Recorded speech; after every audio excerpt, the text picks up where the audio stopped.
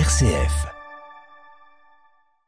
Parole d'entrepreneur vous est présentée en partenariat avec Transmission, Falière Widowin Associés, cabinet de conseil en fusion-acquisition, transmission d'entreprise.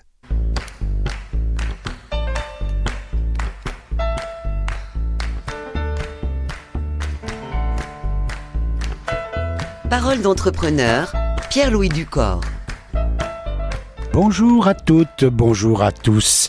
Et oui, ce soir, je ne vais pas vous parler de l'Europe, mais je vous rejoins évidemment dans la joie pour Parole d'entrepreneur.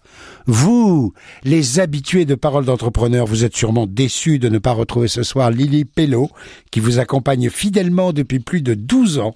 Mais cette année, avec Alain Ribet, nous venons en renfort et c'est en alternance que vous nous retrouverez toujours à l'écoute de la parole des entrepreneurs girondins. Et ce soir, je vous propose de rencontrer une femme de l'énergie, Karine Fabre. Bonjour Karine. Bonjour Pierre-Louis. C'est en 2010 qu'en famille, on y reviendra, vous avez créé la société Volteo. Volteo qui propose à ses clients, particuliers et entreprises, tout type de batteries, piles et accumulateurs, de la pile de montre à la batterie d'avion. Votre slogan, nous avons de l'énergie à revendre. Vous conseillez vos clients, vous installez les batteries si nécessaire, puis, et c'est très important, vous collectez et recyclez les batteries usagées. C'est un point dont nous reparlerons tout à l'heure. Volteo compte aujourd'hui 22 magasins à cette enseigne, avec une organisation originale dont vous allez également nous parler. Découvrir la femme que vous êtes, l'entreprise que vous dirigez et les ambitions qui sont les vôtres, notamment au titre de votre responsabilité sociale en entreprise, c'est notre objectif pour les 25 minutes qui viennent. Parole d'entrepreneur, Pierre-Louis Ducor. Alors pour vous présenter Karine Fabre, je crois pouvoir dire à nos auditeurs que vous avez à peine 50 ans, un mari, lui-même entrepreneur mais dans un domaine très différent, 2 enfants et que 3 enfants et que vous habitez au sein de la métropole bordelaise. Pour commencer notre entretien, j'aimerais que vous nous racontiez un peu comment vous êtes devenu entrepreneur ou entrepreneuse, je ne sais pas comment il faut dire aujourd'hui. Alors j'ai toujours voulu être entrepreneuse, donc j'ai fait des études de commerce et après je suis partie salariée dans des petites entreprises pareilles de la banlieue bordelaise. Et à l'âge de 30 ans, je me suis dit qu'il était temps de commencer mon aventure et donc je me suis rapprochée de la chambre de commerce. J'ai étudié plusieurs entreprises et il se trouve que j'ai rencontré la première entreprise qui s'appelait pas Volteo à l'époque, qui s'appelait Énergie Midi-Pyrénées. C'était un magasin qui était déjà présent sur les boulevards à Jean-Jacques Bosc. Et c'était en 2003. En fait, c'était pas en 2010. L'aventure a commencé en 2003. Oui, en 2003. Et alors, à partir de ce magasin, vous avez développé quelque chose Alors, ce magasin, vous l'avez repris avec votre père, je crois, non? Voilà, donc on l'a repris avec papa qui préparait sa retraite, qui était toujours en activité. Il était là vraiment pour vous rendre service, c'était vous le moteur. Voilà, et donc on était, on a repris tous les deux, et lui était toujours en activité, et il nous aide toujours, il est toujours présent. Donc oui, c'est une aventure familiale au départ. Alors à l'époque, c'était un magasin, c'est le magasin qu'on peut encore voir boulevard Jean-Jacques Bosc, non, ou c'était plus modeste? C'était, en fait, on l'a déménagé, on est parti un peu plus haut sur les boulevards. Maintenant, on est situé en face du futur pont Simone Veil. Oui, aujourd'hui, c'est quelque chose d'assez important. À l'époque, il y avait combien de personnes qui... J'ai repris, nous étions 2. Il y avait un salarié. Donc, j'ai repris, j'étais derrière le comptoir, j'ai appris sur le tas. À vendre des piles derrière un comptoir. Voilà. Et puis alors, les choses se sont développées. Racontez-moi un petit peu. Donc 2003, oui. Dans les grandes lignes, hein. Oui, 2003 premier magasin, le début de l'aventure. 2004, on a créé le deuxième, toujours dans la région bordelaise. Et 2006, mon frère nous a rejoints. En fait, on avait une volonté de se développer un peu plus au niveau national. Et donc, après, on a continué à ouvrir des magasins. Et aujourd'hui, il y a 22 magasins, mais dont 11 où ils sont directement des filiales dont on gère directement. Alors, on reviendra tout à l'heure plus directement sur Volteo. Là, ce que je voudrais, c'est qu'on parle de vous. Mais avant de parler de vous, dites-moi quelque chose sur l'originalité de votre management, parce que vous êtes deux aux commandes de l'entreprise. Oui. Vous êtes avec votre frère, vous partagez le boulot. Comment c'est possible, ça? Est-ce qu'on dit pas qu'il faut qu'il y ait qu'un seul capitaine sur un bateau? Alors, un seul capitaine sur un bateau, c'est clair qu'il en faut toujours un. Donc avec Thierry, on s'est séparé un petit peu les tâches. Nous sommes ce qu'on peut dire une gouvernance bicéphale.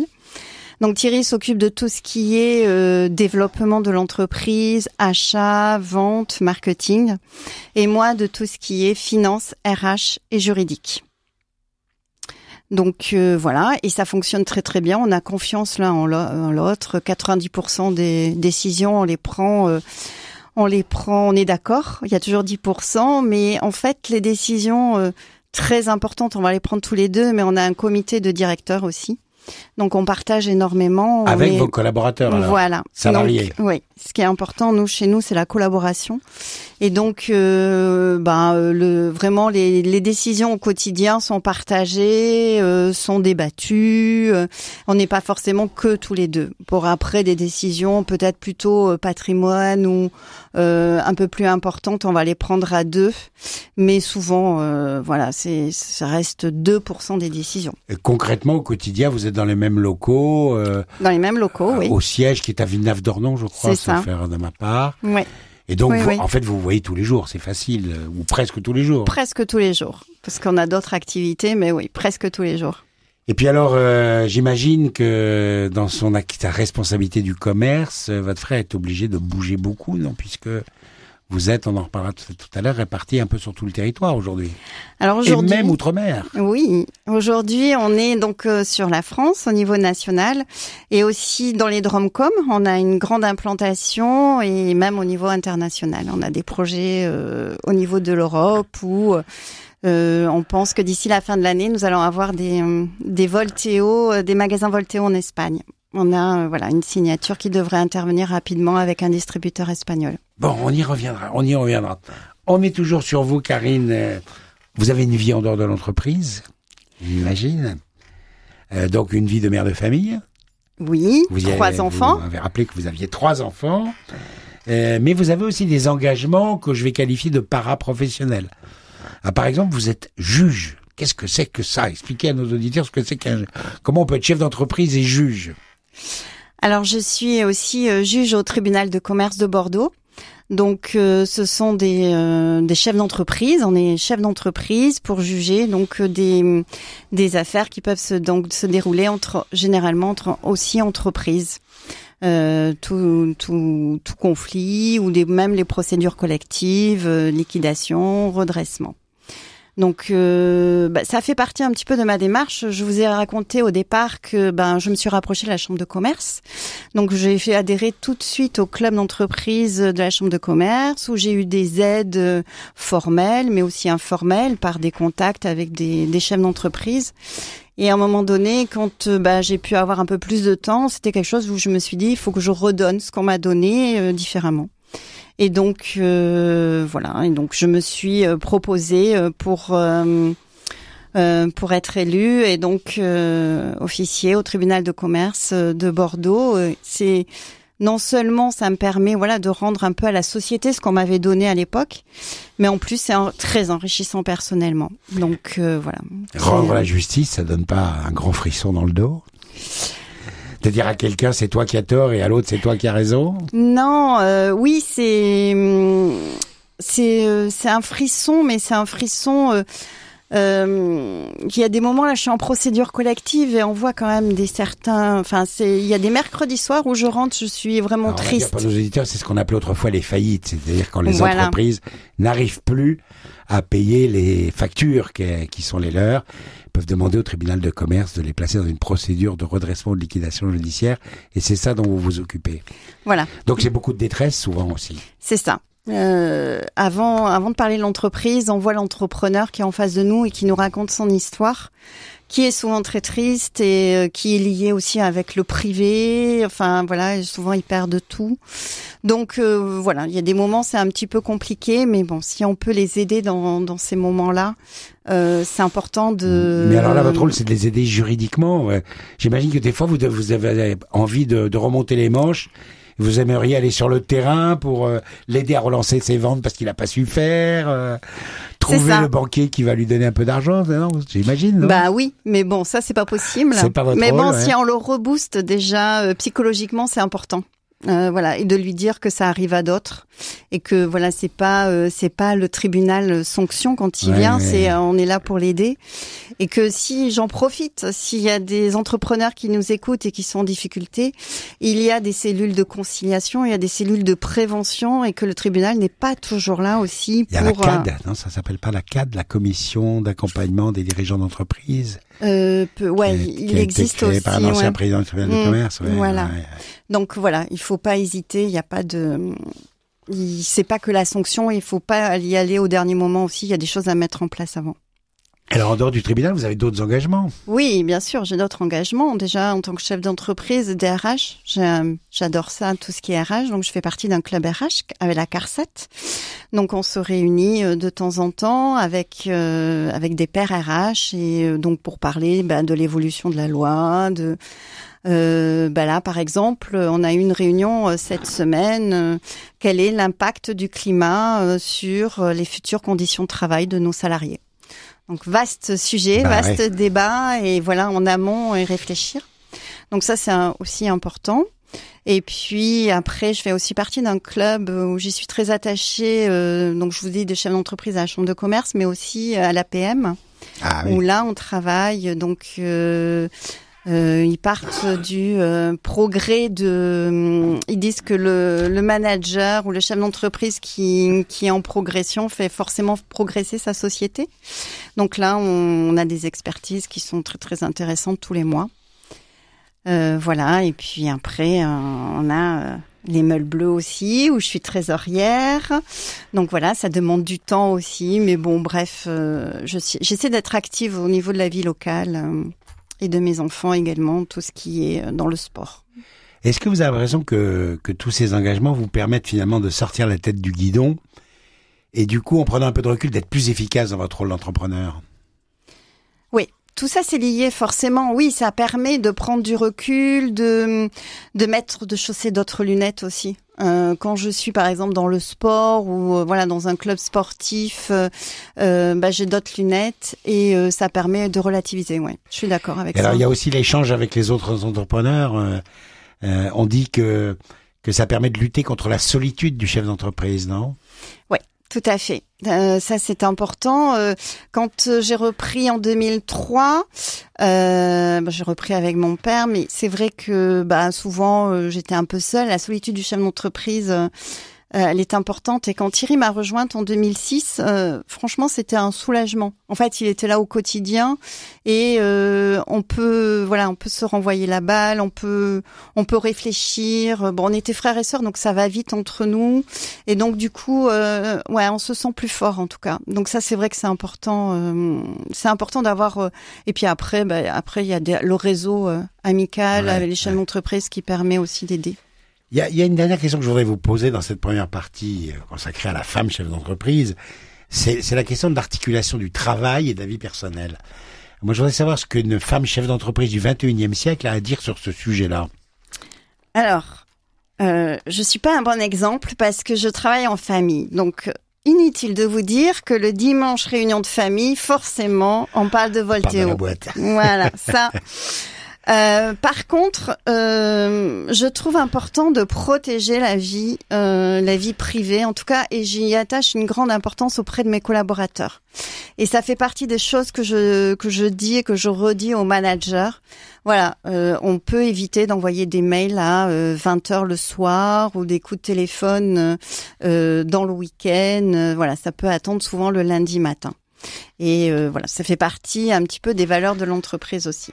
Donc une vigilance pour que vos collaborateurs aient effectivement la possibilité de couper et d'avoir une vie personnelle. C'est ça. Que vous êtes en train de dire. Oui.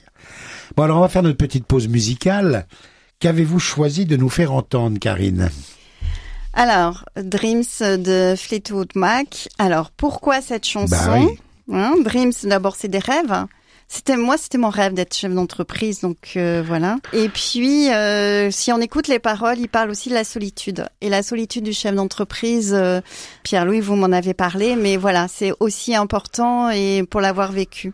Donc, je trouvais qu'elle allait bien dans cette émission. Vous écoutez Paroles d'entrepreneur sur RCF Bordeaux et je reçois aujourd'hui Karine Fabre, patronne de l'entreprise Volteo à Bordeaux. Alors, Volteo, on en a un peu parlé tout à l'heure, Karine. Mais redonnez-nous un peu quelques chiffres pour qu'on se rende compte de quoi il s'agit. Alors, on a parlé de 22 magasins. Alors, 22 magasins, 25 millions d'euros de chiffre d'affaires. Notre activité, on vend des batteries et des piles auprès des professionnels et des particuliers. Ouais. On recycle 600 tonnes de batteries par an. Et c'est aujourd'hui 62 collaborateurs sur les filiales et en tout 110. 110 avec tous les distributeurs. Les magasins affiliés, oui. Parce que sur les 22 magasins, il y en a 11 que vous contrôlez en direct. C'est ça. Et les autres, 11 également, donc, qui sont entre les mains d'indépendants. Ça, c'est l'originalité un peu de votre modèle, ce développement avec des affiliés, on va dire. C'est un peu défranchisé, mais pas vraiment. Donc oui, on est lié par un contrat de distribution et ça, comme ça, ils restent autonomes chez eux et ils utilisent en fait la marque et toute la puissance d'une centrale, un petit peu d'achat avec des bons prix sur les batteries et le service. Et la notoriété que la marque acquiert au fur et à mesure. Vous êtes présent sur Internet aussi, on n'en a pas du tout parlé. Oui, on a un site Internet marchand. On peut acheter la batterie sur Internet, faire du click and collect, aller la chercher dans le magasin le plus proche. Voilà. Et alors aujourd'hui, le développement entre les affiliés et vos propres magasins se poursuit conjointement. Ça, vous créez encore de nouveaux magasins ou aujourd'hui le développement c'est uniquement sur des affiliés? Ça se fait conjointement. Donc aujourd'hui, on a un projet d'ouvrir un magasin à Lille. Donc on est en prospection de local. Voilà. Et là, c'est vous, Volteo, qui allez ouvrir le magasin. Oui, c'est ça. Voilà, ça sera nous. Et après, je vous ai parlé de l'Espagne tout à l'heure. Ça sera un distributeur indépendant qui va développer l'Espagne, par exemple. Donc oui, ça se fait conjointement, les deux. Et alors, si moi j'ai envie d'ouvrir demain un magasin, je sais pas, à Périgueux, il y en a peut-être déjà un, j'en sais rien. Je peux venir vous voir et on peut discuter. Voilà, c'est comme ça que ça se passe avec les affiliés. Ça. Vous leur transmettez un savoir-faire et des prix d'achat intéressants. Eh bien, puisqu'on parle de l'avenir, on va parler un petit peu de vos objectifs 2030. Vous communiquez sur 4 objectifs autour de la proximité, du reconditionnement. Allez-y, je vous écoute. Dites-nous quels sont vos 4 objectifs fondamentaux. Alors, les 4 objectifs, donc, c'est le développement à l'international, donc, en débutant avec l'Espagne. Après, il y a... Mais attendez, c'est très concret, ça? Il y a un magasin qui va ouvrir en Espagne prochainement? Oui, normalement, j'aime pas trop en parler en amont, parce que c'est pas encore tout à fait signé, mais oui, on s'est rapproché d'un distributeur espagnol, et on devrait ouvrir Madrid et Saragosse très vite. On espère d'ici la fin de l'année. Ouais. D'accord, ouais. Donc voilà, donc l'international. Après, il y a la partie plutôt industrielle où on a une volonté de reconditionner des accus lithium, donc qui va en toucher tout ce qui est batterie de petite mobilité, vélo, trottinette et tout ce qui est matériel électroportatif. Donc on touche pas la batterie de voiture. Donc reconditionner avec des batteries donc de seconde vie, donc ce qui va éviter un petit peu d'utiliser trop de lithium. Ou la batterie neuve, ça dépendra des accus neufs. Donc ça, c'est un gros projet. On a un laboratoire de recherche. Donc ça, et puis développement de tout ce qui est service aussi et industrie. Donc là, vraiment dans notre activité aujourd'hui, développer pourquoi pas du montage de batteries à domicile. C'est quelque chose qu'on fait pas aujourd'hui, mais on s'y penche. Voilà. Donc des gros projets que l'on mène à terme et toujours le développement forcément des magasins puisqu'on a Lille et Marseille qui devraient arriver d'ici 1 an ou 2 aussi. Alors vous parlez aussi du solaire dans certains de vos documents. Donc c'est une activité. C'est quoi là l'idée? L'idée, c'est que on avait déjà cette activité. On a eu la chance d'avoir un nouveau collaborateur chef de produit qui est arrivé chez nous depuis cet été pour développer tout ce qui est panneaux solaires. Et donc on le faisait déjà, mais c'était pas notre premier métier. Donc lui a pour objectif de vraiment développer la vente des panneaux solaires. Et sachant qui dit panneau solaire dit batterie, parce qu'il faut bien la stocker, l'énergie qu'on capte auprès de Messire Soleil. C'est ça. Donc en fait, ce sera vraiment des panneaux solaires dédiés à des sites un petit peu éloignés. Donc on va pas équiper, nous on sera pas sur la maison. Voilà. D'accord. Donc une cabane, une bergerie en montagne, une bergerie, voilà, une cabane de chasse, de pêche, voilà. Donc voilà. Mais là, avec une vocation, avec la volonté de s'adresser aux particuliers. Particuliers, professionnels aussi. Professionnels aussi. Par exemple, des agriculteurs qui veulent... C'est ce que j'allais dire, voilà. Il développe pas mal les agriculteurs avec ce procédé-là, oui. Et alors, panneaux solaires, vous parlez pas d'éoliennes? Non. Là, pour le moment, on reste sur les panneaux solaires. D'accord. Alors, ce sont donc les développements que vous allez faire dans l'esprit par lequel vous essayez de marquer l'entreprise, qui est la RSE. La RSE, oui. Alors, peut-être un peu expliquer à nos auditeurs... Qu'est-ce que c'est que la démarche RSE? On en entend beaucoup parler. Alors la RSE, c'est la responsabilité sociétale de l'entreprise. Donc chez Volteo, ça fait 18 mois qu'on y travaille dessus.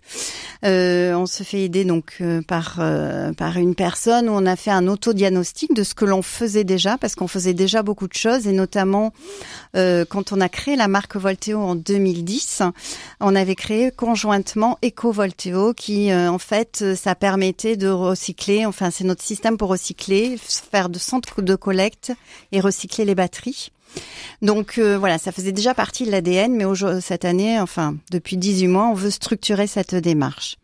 Donc responsabilité sociétale de l'entreprise, dedans il y a sociétal, donc il y a la partie humaine, tout ce qui est santé, qualité de vie au travail, l'éthique aussi dans tout ce qui est relation, notamment avec les fournisseurs, loyauté des pratiques, donc la réglementation, et la partie aussi environnement. Donc l'environnement avec tout ce que ça peut correspondre, donc au niveau du climat, mais également tout ce qui est ma consommation est-ce que j'ai besoin d'imprimer réellement, est-ce que je fais des copies recto verso, enfin voilà, tout ça faisait déjà partie de l'ADN de Volteo, et c'est une démarche qu'on est en train d'essayer on s'est diagnostiqué, on a des pistes d'évolution. Et on espère une labellisation pour la fin d'année. Alors, est-ce que vous avez réussi à impliquer vos collaborateurs dans la démarche? Alors pourquoi on a mis du temps? Est-ce qu'ils travaillent ensemble en atelier? Est-ce qu'ils réfléchissent ensemble? Voilà, on a mis du temps parce qu'on a voulu que cette démarche soit collaborative. Donc on leur a posé des questions. Donc il y a forcément des gens qui sont plus ou moins déjà de façon personnelle attirés par ce genre de démarche, et puis d'autres pas du tout. Donc nous on voulait que ce soit vraiment de façon collective, donc on a mis du temps, on les a consultés, on leur a posé des questions, ils nous remontent des informations. Donc là, pour vous donner une idée... Est-ce qu'il y a des super idées qui sont revenues du terrain comme ça? Oui. Alors pour vous donner une idée, là cette année on fait avec Thierry ce qu'on appelle le BP Tour, c'est-à-dire qu'on va sur tous les magasins et on fait une réunion sur tous les magasins pour parler de notre stratégie à venir. On fait ça chaque année, des chiffres. Et là, donc, on a travaillé sur notre raison d'être. Et donc, il y avait des propositions qui avaient été sorties du comité des directeurs. Il y en avait 4 et chacun a choisi la sienne. Et celle qui aura le plus de suffrages sera la raison d'être de Volteo. Alors, je vais avoir une dernière petite question, parce que le temps passe très vite. Mais je sais que vous êtes aussi impliqué auprès d'associations, que vous essayez de développer un certain esprit de solidarité dans l'entreprise. Est-ce que vous pouvez nous dire rapidement auprès de quelles associations vous êtes engagés et un peu pourquoi vous le faites? Alors on est engagé auprès de certaines associations, un orphelinat à Ina. Donc là on a fait courir un bateau. Enfin je sais pas si ça se dit faire courir, mais on avait sponsorisé un bateau aux couleurs de l'orphelinat. Donc Volteo était très peu présent pour la route du Rhum de 2018. Donc il est arrivé deuxième. Donc on était très fiers. Ah bah ouais. Voilà. Ensuite, on marche régulièrement pour les apprentis d'Auteuil. Donc là, on le propose à tout le groupe. Et on s'inscrit, et donc selon le nombre de pas, on donne des dons qui sont liés au nombre de pas effectués sur une dizaine de jours. Donc ça fait de la compétition entre les collaborateurs et c'est assez sympathique. Et puis après, on a des actions. Par exemple, là, on va marcher pour le ruban rose au mois d'octobre à Bordeaux. On a créé une équipe. Et après, on aime aussi tout ce qui est sport. Donc, qu'on sponsorise, il y a les boxeurs de Bordeaux. Il y a une équipe de hockey sur glace, c'est ça? Voilà, l'équipe de hockey sur glace. On sponsorise aussi les filles au handball de Mérignac, qui sont en division 1. Est-ce que c'est une volonté d'être une entreprise citoyenne? Tout à fait. C'est ça l'idée? Ouais, c'est ça l'idée. Et vraiment être entreprise citoyenne et préparer le monde de demain, c'est important. Parole d'entrepreneur, Pierre-Louis Ducor. Karine Fabre, c'est déjà le moment de nous séparer, de conclure. C'est passé vite. C'est passé vite. Il faut conclure et je vais peut-être un peu vous piéger là, mais est-ce que vous auriez, si on était le 1er janvier, là, que vous vouliez souhaiter quelque chose à Volteo, qu'est-ce que vous souhaiteriez à Volteo? Ah oui, là, vous m'avez piégé. Non, je veux pas vous piéger, mais voilà, quel est votre désir premier pour l'entreprise? Le désir premier pour l'entreprise, c'est de continuer ce qu'elle est en train de faire, c'est-à-dire, on a l'habitude de dire économiquement viable, voilà, c'est que ça fonctionne toujours aussi bien et que on intègre de plus en plus cette RSE parce que il est important que l'entreprise est au sein de la société et que qu'on ait notre agrément AFNOR à cette fin d'année et que ça nous permet de nous donner des ailes pour 2023 et continuer notre progression. Eh bien, je souhaite que tout ceci se passe comme vous le souhaitez. Parole d'entrepreneur, c'est fini pour aujourd'hui. Merci à Karine Fabre d'avoir été notre invitée.